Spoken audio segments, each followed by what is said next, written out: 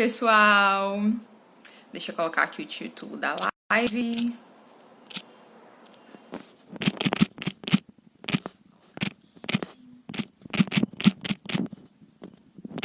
Simples.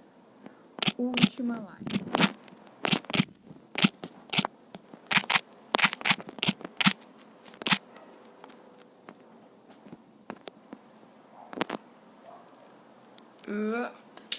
Pronto! Oi, gente, deixa eu arrumar aqui porque eu gosto das coisas retas. Oi, gente! Oi pra quem tá chegando. Deixa eu colocar aqui meu fone de ouvido. Tá um silêncio na minha rua, gente. Graças a Deus, tá um silêncio.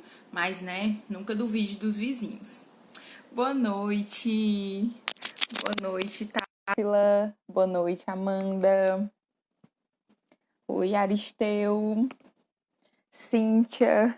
Gente, eu tô morrendo de fome. Olha que eu tô comendo castanha. É tipo aquele negócio de dieta. Ai, tá com fome? Come 3 castanhas. Mas é porque não deu tempo de eu fazer alguma coisa mais elaborada. Aí eu peguei a primeira coisa que tinha na minha frente. Tô morrendo de fome. Gente, vida real. Live é desse jeito. Não deu tempo de comer. Vamos esperar o pessoal chegar. Oi, Sara, boa noite. Oi, Hannah. Gente, um dia, sabe aquelas lives que o iFood patrocina? Oi, Roberta. Pois é, um dia o iFood vai mandar comida pra gente durante as lives.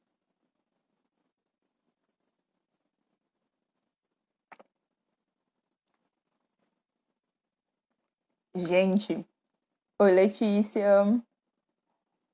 Gente, primeiro, já vi a maioria dos posts de vocês. Fiquei super empolgada pra começar essa live, né? Oi, Késia. Porque eu vi que vocês leram, que vocês tentaram sintetizar, né? E conseguiram muito bem sintetizar as ideias do livro. Isso é maravilhoso, significa que vocês se engajaram na leitura, que vocês compraram o desafio de ler Cristianismo Puro e Simples em 3 semanas, né? E hoje a gente chega ao final da nossa jornada, porque foi uma jornada mesmo, uma jornada maravilhosa. E hoje a gente chega ao final. E hoje eu vou anunciar oficialmente a novidade que a gente tem, né? Oficialmente a novidade. E para quem ficar até o final, além do sorteio da Thomas Nelson, eu vou fazer um outro sorteio que eu vou dizer aqui para vocês, né? Então a gente vai ter 2 sorteios. O sorteio da Thomas Nelson e o sorteio de uma outra coisa aí que tem a ver com a novidade que eu vou contar para vocês. Então fiquem até o final para vocês saberem o que que é. Páginas Peregrinas, Simone. Sim, gente, então, tá aqui nosso livrinho, né? A gente chegou ao final dessa leitura. É sempre gostoso ler, chegar até o final de um livro, né? Fechar a última página e ver que a gente concluiu aí mais uma jornada. E o último livro, né? O Cristianismo Puro e Simples é dividido em livros. O último livro é sobre a doutrina da Trindade, né? O livro chama Além da Personalidade. E no finalzinho, a gente percebe por que ele coloca aí esse além da personalidade, né? A maioria está dizendo que passou muito rápido. Pois é, gente, eu disse para vocês que era bom a gente ler em menos de um mês, porque a gente ia se forçar a, a ler mesmo, né? Ia se disciplinar para acompanhar o ritmo da leitura e a gente ia terminar rapidinho. E foi realmente bem rápido. Oi, Lu! Então, foi bom por isso. E hoje, como eu disse, a gente vai falar um pouquinho sobre a doutrina da Trindade, que não é uma doutrina fácil, como eu falei, né, dia desses aqui nos stories. Você não pode nem fugir da doutrina da Trindade, fingir que ela não existe, porque ela é básica no cristianismo. Se você tem aquele pessoal, né, que diz que a religião é tudo igual, todos falam para você ser bonzinho, né? E tal, falam de céu e de inferno. Todas as religiões falam disso, mas uma distinção do cristianismo é realmente a doutrina da Trindade. A doutrina da Trindade é central para nós cristãos. A Camila está dizendo que a coisa mais linda é o Lewis falando da doutrina da Trindade. Sim, gente, doutrina da Trindade é uma coisa assim, ó, que enche o nosso coração. Porque quando a gente estuda a doutrina da Trindade, a gente está estudando diretamente o próprio Deus, a gente está estudando o ser de Deus, a gente está conhecendo mais do Deus Trino. E isso alimenta nossa alma, gente. Alimenta, conhecer a Deus alimenta nossa alma, sabe? E é interessante, e eu não tinha percebido essa estrutura do último livro, das duas últimas vezes que eu li o Cristianismo Puro e Simples. Por quê? Porque eu não tinha um conhecimento. Gente, meu conhecimento da doutrina da Trindade, até uns tempos atrás, era bem aquela coisa de credo e confissão, né? E pronto, era isso. E os credos e confissões são coisas maravilhosas, mas o objetivo desse tipo de recurso não é te aprofundar numa doutrina, né? Então, eu não tinha entendido muito bem esse livro, mas depois que eu li outros livros, que eu vou até mostrar aqui para vocês depois, reler essa parte do Lewis foi sensacional. Mas não se preocupa, se você não leu outras coisas sobre a doutrina da Trindade, fique aí, que a gente, vou pegar na sua mão e a gente vai seguindo para entender isso, né? Para falar um pouquinho sobre o que o Lewis diz aqui sobre a doutrina da Trindade. E ele já começa, eu até fiz um post essa semana. Amém, Lu, amém. Eu até fiz um post essa semana falando sobre a importância da teologia, né? Porque já no capítulo 1, nesse aqui, criar e gerar, o Lewis diz que disseram para ele, olha, não fala de teologia não, né? Não fala de teologia porque o pessoal não vai entender, isso aí é coisa muito complicada. Você pensa, né, que doutrina da Trindade, muitas vezes as pessoas não querem ensinar nem dentro da igreja, para o crente comum, porque dizem que é complicado. Então, não vamos ensinar alguma coisa complicada para o crente comum, como disseram para o Lewis. E esse discurso continua, gente. Vamos ensinar uma coisa mais prática, que ele possa ali, né, ser um cidadão de bem, né, uma coisa mais prática. E o Lewis diz que não, que as pessoas precisam ter uma noção clara de quem Deus é e que ele não pode tratar as pessoas como crianças. As pessoas não são tolas. O crente comum, aqui eu estou falando daquele que não tem um conhecimento teológico muito aprofundado, que não tem uma erudição, né? Mas o crente comum, ele consegue entender essas coisas, por quê? Porque ele tem o Espírito Santo, gente. Porque ele tem o Espírito. Então, essas doutrinas fundamentais da fé precisam ser apresentadas, porque as pessoas precisam ter uma noção correta de quem Deus é. Tem uma frase do Lewis que não está nesse livro, viu? Ó, o barulho começou, vocês estão ouvindo? Eu disse. Tem uma frase do Lewis que diz, eu não quero a minha ideia de Deus, eu quero Deus, né? Então é bem isso, é bem nesse sentido que Lewis diz, fala da importância da teologia, né?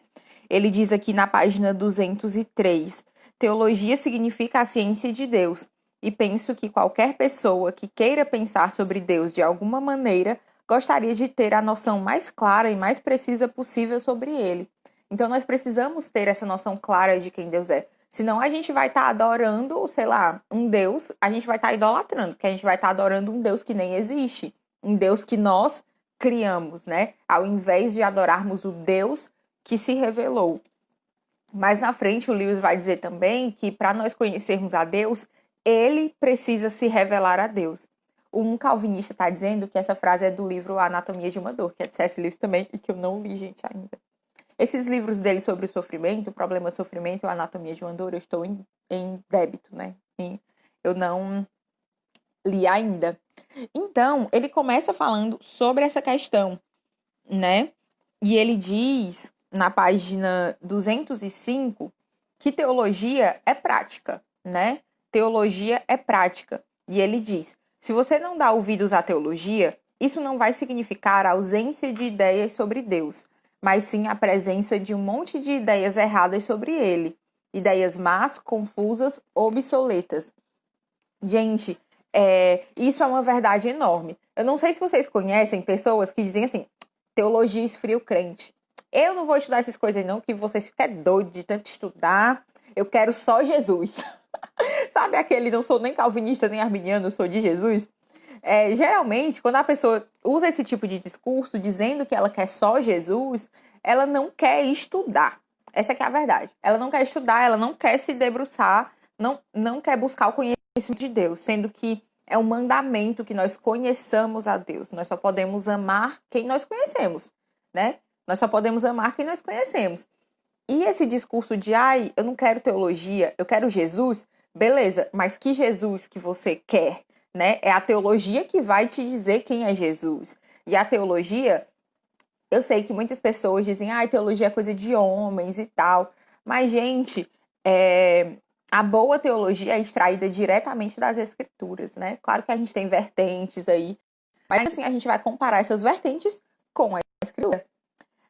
Um calvinista está dizendo que a letra mata, mas o espírito vivifica. Gente, esse é um clássico, né? Isso é um clássico, gente. A letra mata. Então, gente, é muito, muito... É triste, sabe, ver esse tipo de argumento, porque já mostra que a pessoa interpretou errado o a letra mata, né? Ela fez uma leitura errada desse texto. Aí a Sara tá falando da analogia que ele faz do mapa, né? Que ele diz que a teologia é um mapa.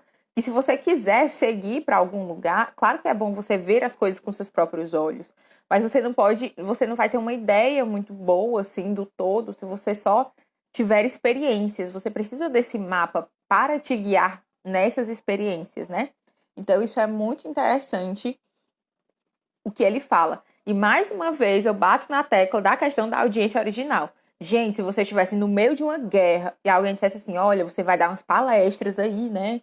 Numa rádio bem famosa e você vai falar sobre o cristianismo. Gente, diz aí quem é que ia falar sobre a doutrina da Trindade. Porque eu confesso aqui, né, ao vivo, que eu não ia pensar em falar na doutrina da Trindade. Eu ia dizer, não, menino, isso é coisa muito complicada, isso é coisa para a escola dominical. Isso é coisa para o culto de doutrina, gente. Ou então um grupo de estudos. Eu não pensaria nisso. Mas o Lewis entendeu que a doutrina da Trindade é básica. Ela é a base do cristianismo, porque é quem Deus é, né? Uma trindade. A Natália está dizendo que os exemplos esclarecem muito. Sim, gente. Isso é maravilhoso, porque as pessoas dizem que cristianismo puro e simples é complicado, mas esse esforço do Lewis em tornar as coisas mais fáceis é notável, porque a cada conceito complicado que ele dá um exemplo muito fácil. E ele não dá um exemplo assim no campo das ideias, não. Ele dá um exemplo assim do cotidiano, sabe? Da vida comum. E é muito massa esse tipo de preocupação que ele tem. Então, vamos começar aí a falar da doutrina da Trindade, né? Que é o que ele aborda com muita coragem, né? Com muita coragem mesmo. Deixa eu ver aqui o que é que vocês estão dizendo. As definições de melhor livro da vida foram atualizadas. Ai, gente, que legal. Sim, esse é meu livro preferido, vocês sabem. Gente, a doutrina da Trindade é só beleza, sabe? É só beleza. Vamos aqui começar a falar dela. Então, o próximo capítulo, quer dizer, esse capítulo ainda é criar e gerar, né? Então, lá na página 208, ele fala dessa questão de que ele diz, né? Que criar é diferente de gerar. Você cria coisas diferentes do que você é, mas você gera semelhantes. Um homem gera outro homem. Aí ele diz aqui: uma ave faz um ninho, um castor constrói uma barragem, um homem faz um rádio, né? Então a gente cria coisas diferentes de nós mesmos, né? Mas gerar é diferente. Você só pode gerar algo semelhante. Então, ele diz assim, na página 208 ainda: o que Deus gera é Deus, da mesma forma que o ser humano gera, que o ser humano gera são seres humanos. O que Deus cria não é Deus, né? Ele nos criou, nós não somos Deus. Da mesma forma que aquilo que o ser humano cria não é ser humano. Eis porque os homens não são filhos de Deus no mesmo sentido que Cristo é.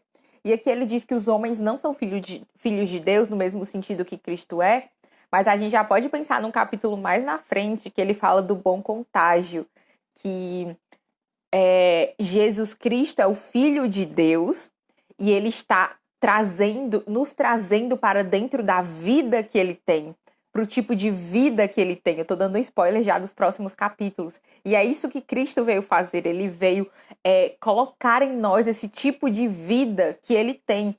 Porque nós não somos naturalmente filhos, né? Nós somos criação de Deus. E Jesus, o Deus encarnado, veio nos tornar filhos. E isso é maravilhoso.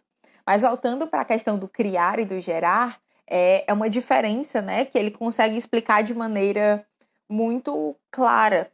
Claro que isso também tem implicações, gente, muito complexas. A doutrina da Trindade tem implicações muito complexas, mas o básico dela nós conseguimos entender e nós já conseguimos nos maravilhar, né? E essa ideia do gerar, ele não tirou da cabeça dele. Nós temos vários credos que falam da geração eterna do Filho de Deus. Então, a gente tem o credo niceno, a gente tem as confissões de fé, os catecismos, que dizem que o Filho é eternamente gerado do Pai. Não houve um momento que o Pai não fosse Pai e que o Filho não fosse Filho. Ele é eternamente gerado de Deus, né? Então, ele diz aqui na página 226, um pouquinho mais lá na frente. Já eu olho os comentários de vocês. Um pouquinho mais lá na frente, ele diz assim: a primeira pessoa da Trindade é chamada de Pai e a segunda de Filho. Dizemos que a primeira gera ou produz a segunda, e nós chamamos esse ato gerar e não criar, porque o que Deus produz é da mesma espécie que ele. Dessa forma, a palavra pai é a única adequada, mas infelizmente ela insinua que ele tivesse estado lá primeiro, da mesma forma que um pai humano existe antes de seu filho. Mas a coisa não funciona assim. Não há antes e depois nesse caso.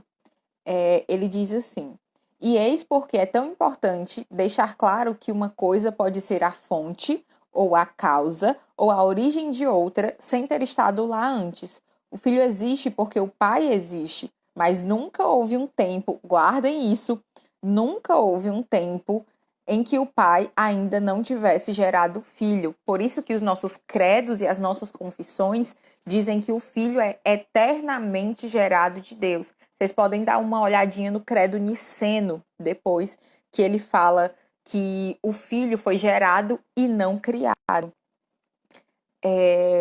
E isso é lindo, gente, isso é lindo. Mas aí você pode perguntar, beleza, Gabi, eu entendi aí que, né, o filho é gerado de Deus, que o pai é eternamente pai e o filho é eternamente filho. Mas o Espírito Santo não é uma trindade do Espírito. E aí ele fala aqui uma coisa que da primeira vez que eu li esse livro, gente, minha cabeça explodiu.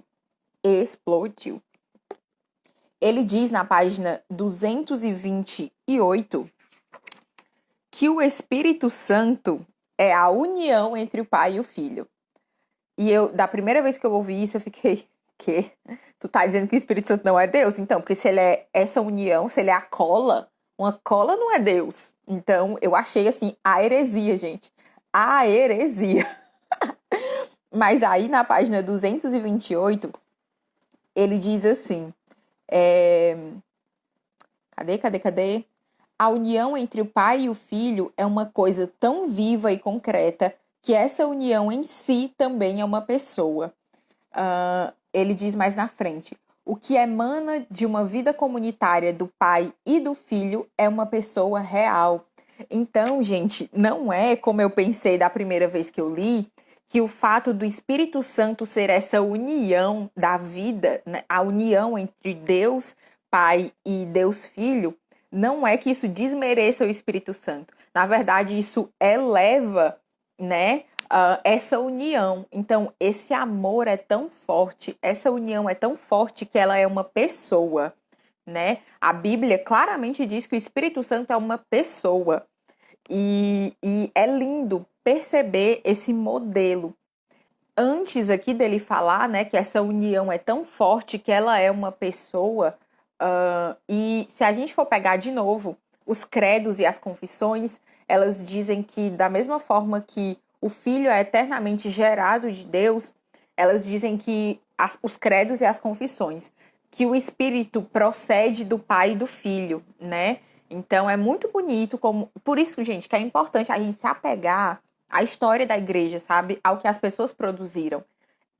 Esses símbolos de fé, os credos, as confissões, eles estão aí para nos dizer coisas apoiadas na Bíblia, sabe? Então, pensar nisso, né? Se a gente só ler lá 3 frasezinhas de um credo, a gente já tem esse tipo de noção, né? De que Deus Pai, Deus Filho e Deus Espírito Santo são a Trindade Santíssima, né? Então tem essa questão aí do Espírito. E eu não sei se vocês... Deixa eu ler um pouquinho os comentários de vocês, gente. Né? Ai, ai, ai. Gerar algo da mesma substância, sim. Gente, essa diferença é maravilhosa, esse tipo de diferenciação que ele faz. O exemplo da estátua é ótimo, sim, e eu achei tão poderoso que ele diz que esse mundo é como estátuas, né, sem vida, e que a gente já tem vislumbres de que um dia nós seremos pessoas de verdade. Gente, chorei. Lindo!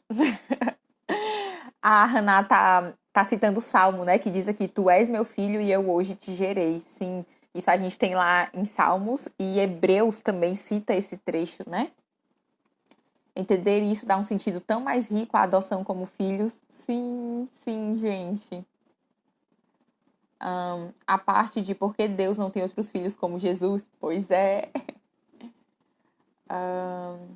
Ai, gente, é maravilhoso mesmo. Deixa eu sair aqui dos comentários.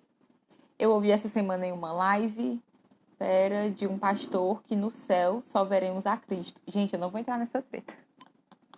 Eu não vou entrar nessa treta aí, porque eu não estudei o suficiente. Mas o que a gente pode ver na Bíblia é que em Cristo nós temos a revelação completa do Pai.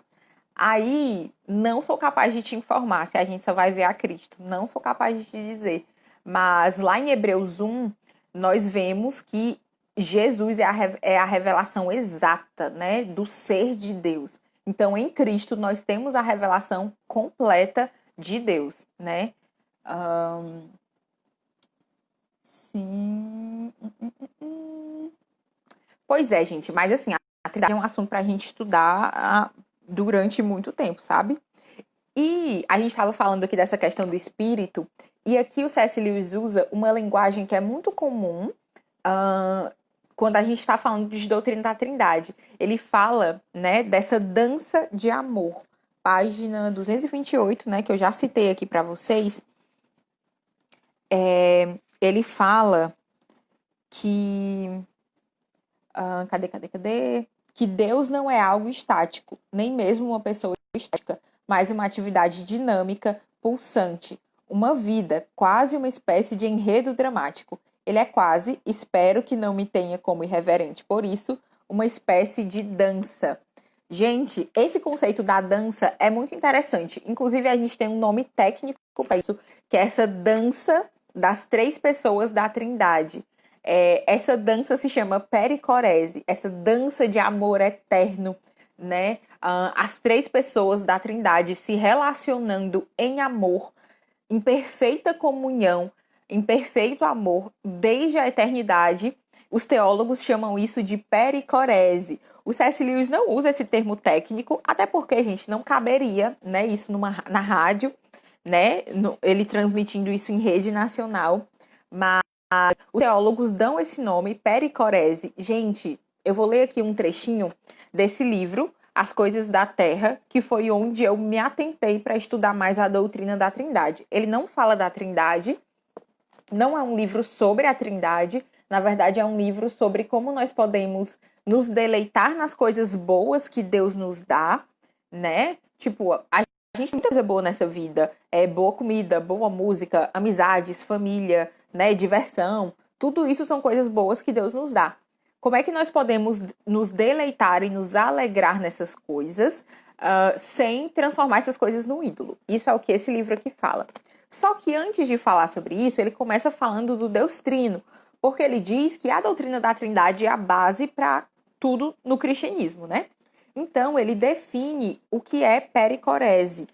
E vocês podem pesquisar depois, em outros livros também, Porque, gente, é sério, estudar pericorese é lindo. É complicado, mas é lindo. Sabe aquelas coisas que valem muito a pena de estudar? Pericorese é uma delas.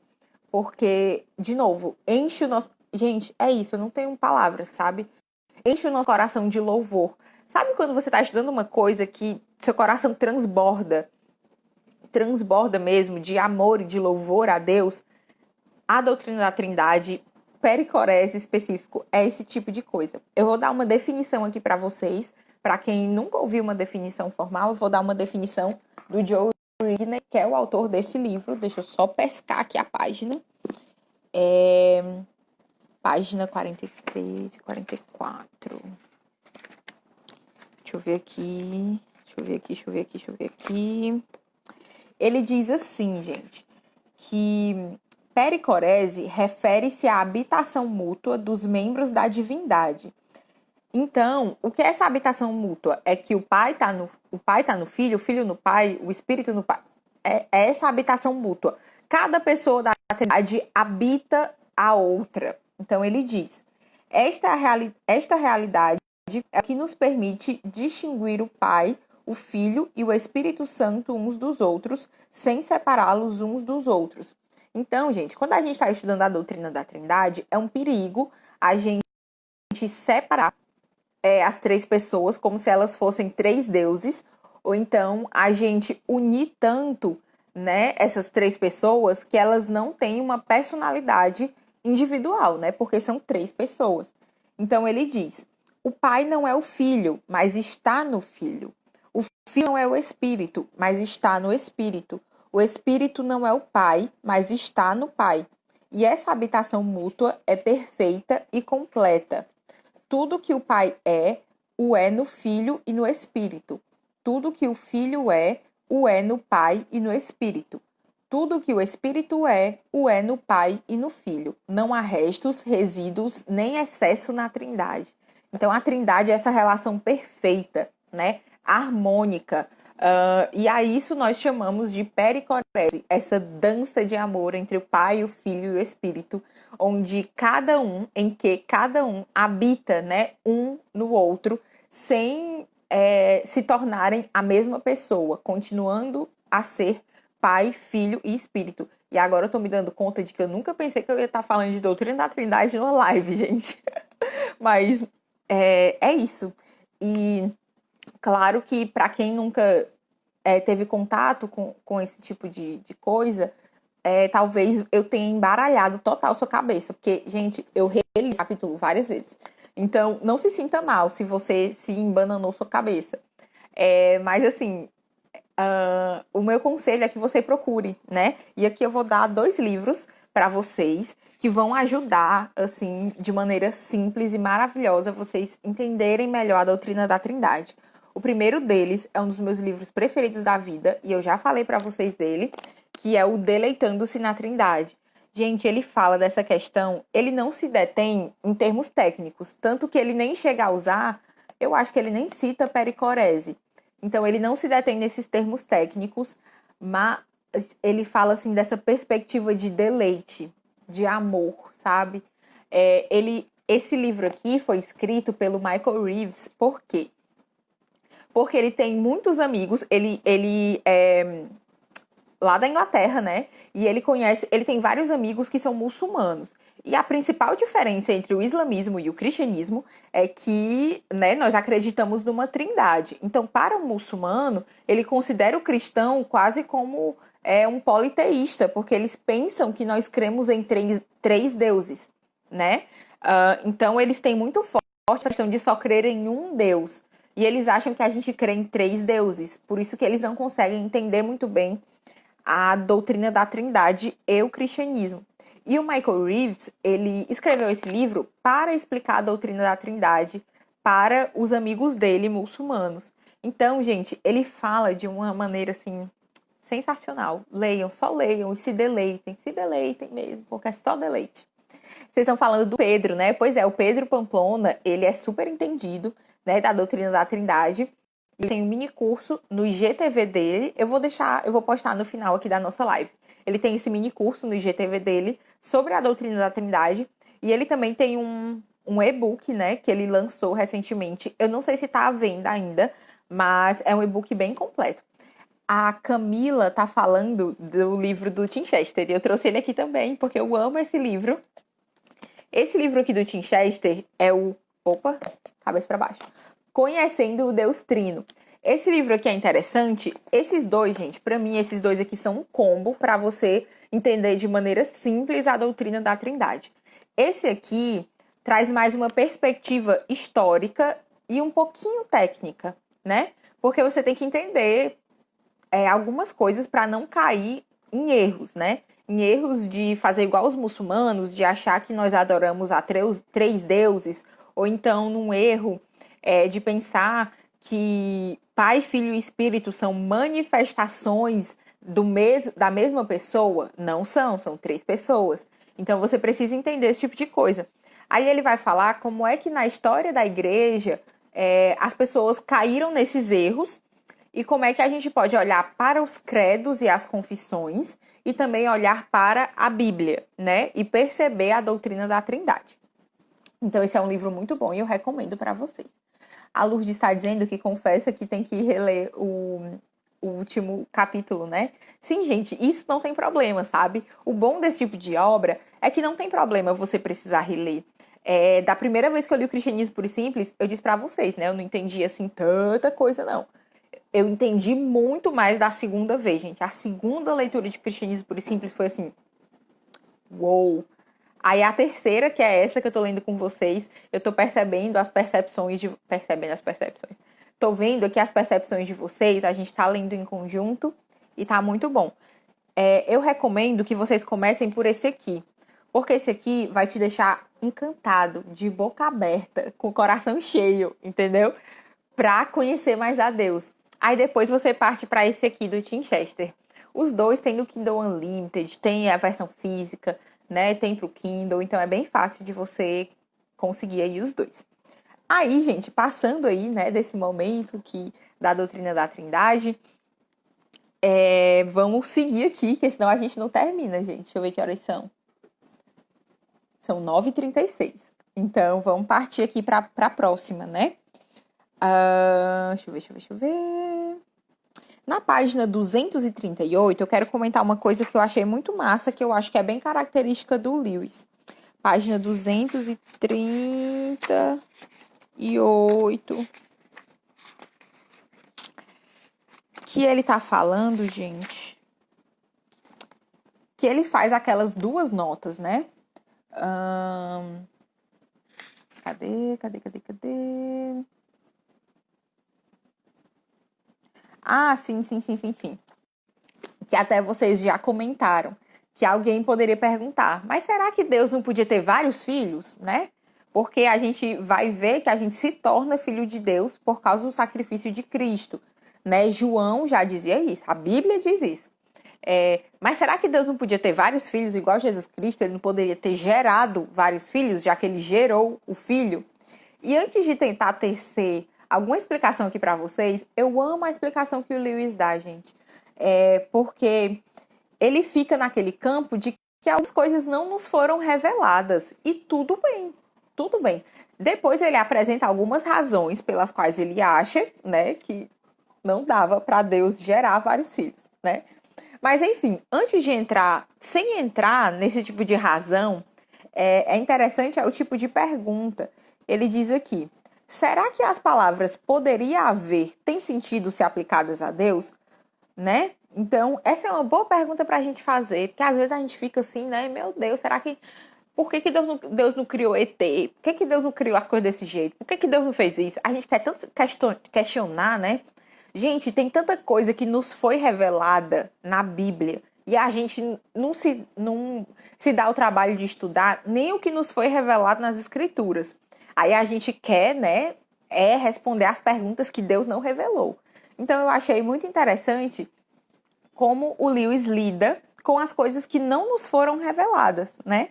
Então ele diz aqui, mas quando estamos falando de Deus, por exemplo, sobre o fato mais básico e irredutível do qual todos os demais fatos dependem, não faz sentido perguntar se poderia ter sido de outra forma.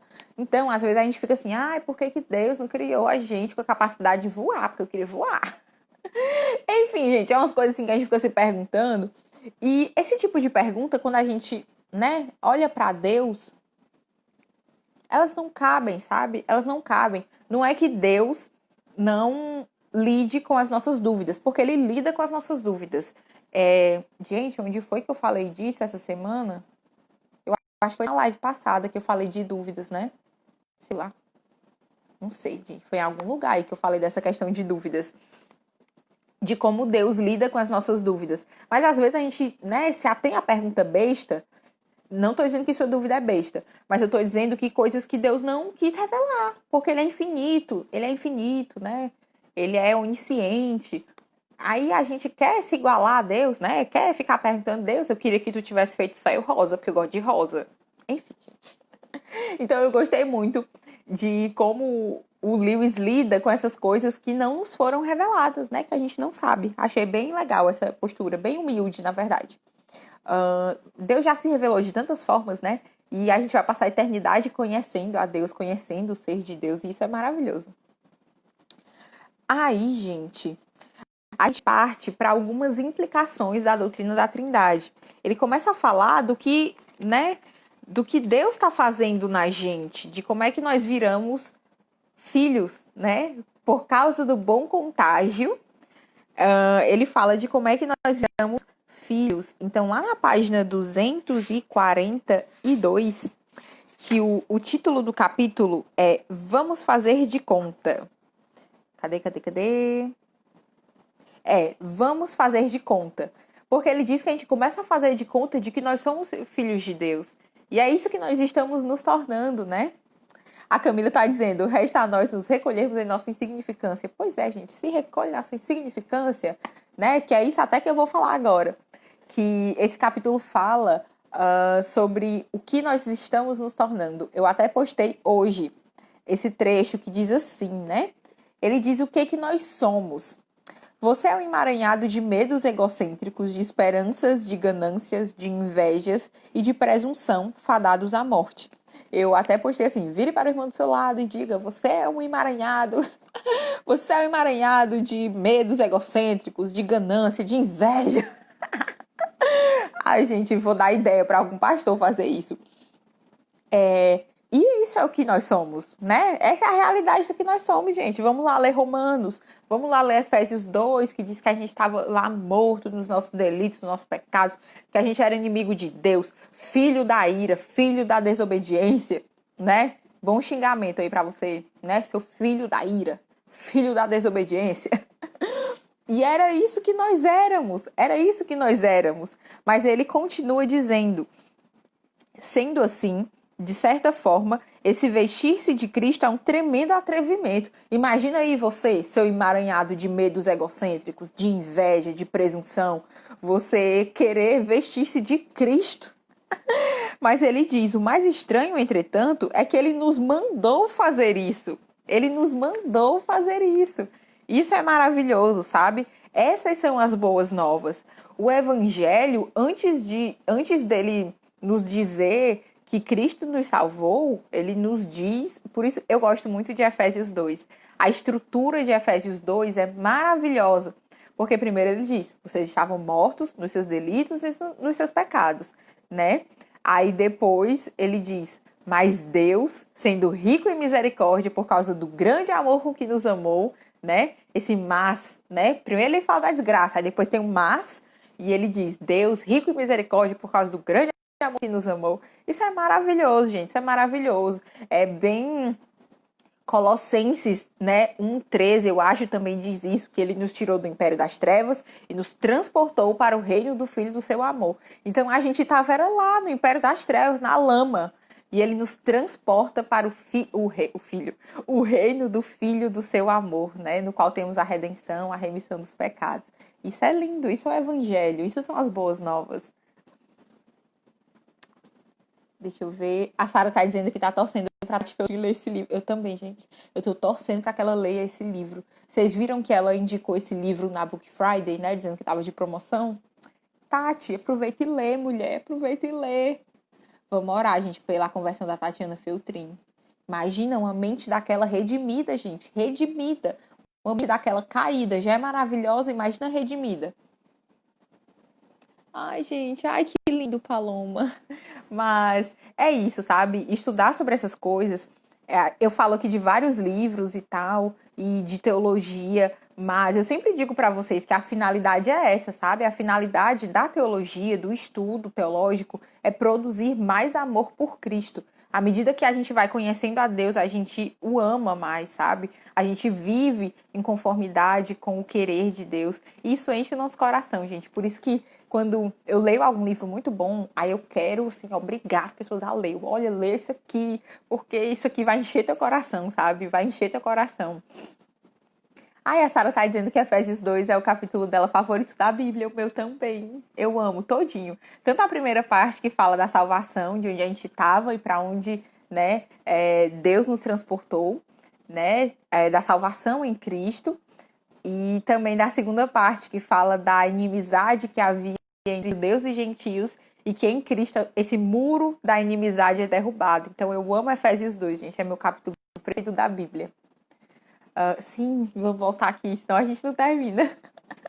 É muito bom, né, gente, falar sobre essas coisas. A Elaine tá dizendo que ora pela Tati. Pois é, gente. Orem aí pelas pessoas. Isso eu aprendi com meu namorado. Orem pelas pessoas que às vezes pode parecer meio bobo, sabe? Você orar por alguém que você gosta muito, que te influencia. Mas isso é maravilhoso, né? Eu fico pensando nessas mentes, sabe? Não que a gente vá querer que só as pessoas intelectuais se convertam, mas imagina a mente daquela redimida, gente. Sim, gente. Aí, vamos seguir aqui. Ele fala de quem nós somos, né? E lá na frente, depois que ele diz que nós somos essas pessoas desgraçadas, ele diz assim: você percebe o que está acontecendo? Cristo em pessoa, o Filho de Deus, que é um ser humano igualzinho a você, e Deus, igualzinho ao Pai, está realmente ao seu lado e já está começando, naquela mesma hora, a tornar o seu faz de conta uma realidade. E ele diz mais na frente: o Cristo presente aqui e agora, naquele mesmo quarto em que você está fazendo suas orações, está fazendo algo por você. Não se trata de um bom homem que morreu há 2000 anos atrás. Trata-se de um homem vivo, tão ser humano quanto você e eu, e ao mesmo tempo tão divino quanto era quando criou o mundo, vindo realmente e interferindo no seu interior, matando o velho eu natural e substituindo-o pelo tipo de personalidade que ele tem. Então, muito lindo, né? Essa questão. Esse capítulo se chama Faz de Conta. Então, é isso que Deus está fazendo, que Deus em Cristo está fazendo conosco. Nós fazemos de conta que somos filhos de Deus porque nós estamos, de fato, nos tornando filhos de Deus. Isso é lindo, gente. A maneira como Lewis apresenta o evangelho aqui, né? Depois de uma parte super técnica lá no começo, ele traz essa parte assim linda, que é o evangelho puro. E lá, deixa eu ver aqui. E aí, depois do Lewis dizer que Jesus está fazendo isso em nós, é interessante porque ele não fica só nesse lado mais soft, sabe? De dizer, olha, Jesus vai te transformar no filho de Deus, né? Parece o culto da vitória. Venha que você vai se tornar um filho de Deus.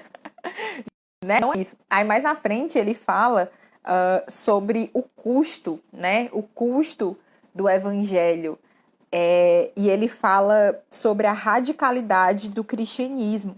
Lá na página 252, ele fala sobre essa característica radical, porque sim, Cristo está nos transformando em filhos de Deus, ele está infundindo Zoé, né? Vida verdadeira em nós, vida além da bios em nós, mas isso requer uma postura radical. E lá no capítulo Cristianismo, Fácil ou Difícil, na página 252, ele diz: o estilo cristão é diferente, é mais difícil e mais fácil. Ao mesmo tempo que é mais fácil, por quê? Nós não precisamos fazer nada, nós não alcançamos a salvação por mérito próprio, mas é mais difícil, e ele vai dizer aqui por quê. Cristo diz: dê-me tudo.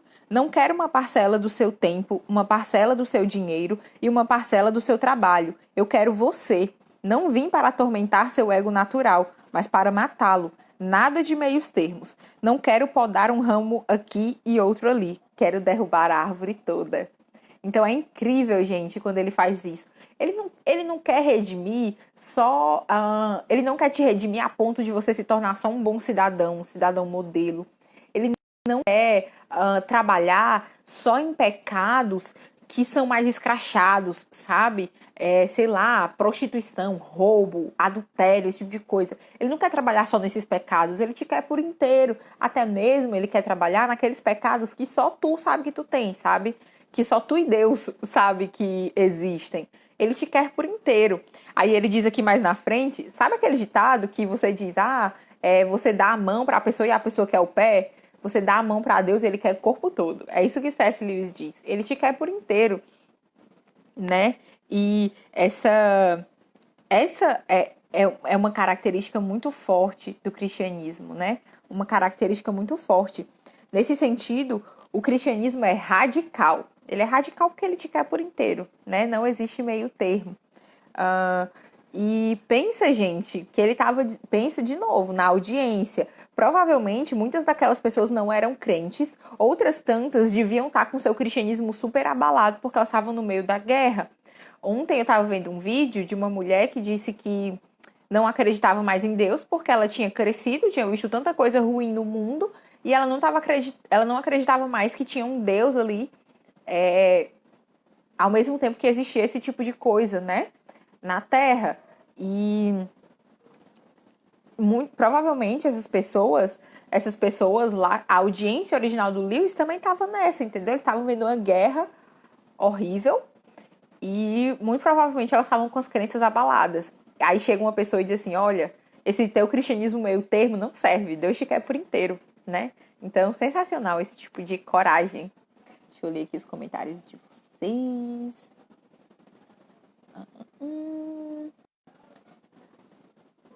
Deixa eu ver. Inteligência humilhada.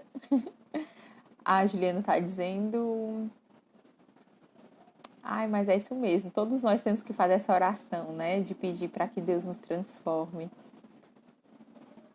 Deixa eu ver. A Brenda tá dizendo que é o livro preferido dela. Ai, gente, maravilhoso, né? O meu também. A Sara tá dizendo para eu não parar com as leituras compartilhadas.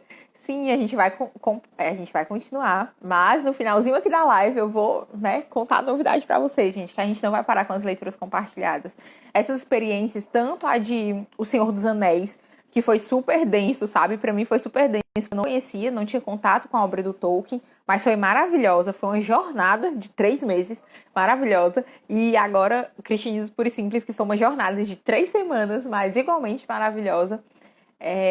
Me fizeram pensar, assim, como essas leituras são importantes, sabe? Deixa eu ver... Como é que as pessoas não gostam de Lewis? Pois é, gente, como é que as pessoas não gostam de Lewis? Por isso, é que eu digo, gente, não se deixem... Porque, assim, as pessoas ficam dizendo que o Lewis é herege. E como a gente vai ver aqui, como vocês puderam constatar, tem coisas, gente, que a gente não concorda. E eu não concordo, né? Mas não se deixem... Não percam a riqueza dos escritos do C.S. Lewis por causa de coisas que você não concorda. Porque não concordar, você vai discordar de algum ponto, até com o pastor da sua igreja, que você tá lá. Quanto mais em outros, né, com outras pessoas. E seria até um problema. Inclusive, tem uma parte aqui que eu não lembro qual é, que o Lewis fala disso, que você não pode depositar esse tipo de confiança em pessoas, né? Então, gente, é bom porque eu já vou ler C.S. Lewis sabendo que eu vou discordar dele, mas que eu vou encontrar coisas maravilhosas.